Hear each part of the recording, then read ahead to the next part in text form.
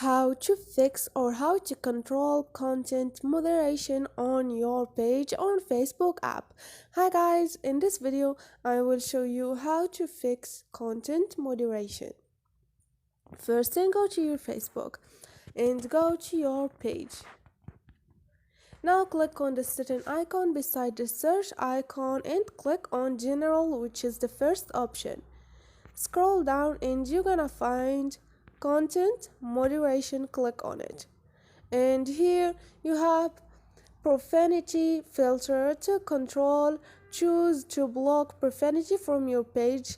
Click on off, medium or strong, and you have content moderation to block posts or comments containing following words you don't want. Just click on add the words to block, and this is it guys. Click on change, save changes, and this is it. Hope this video was helpful for you. Don't forget to subscribe and like.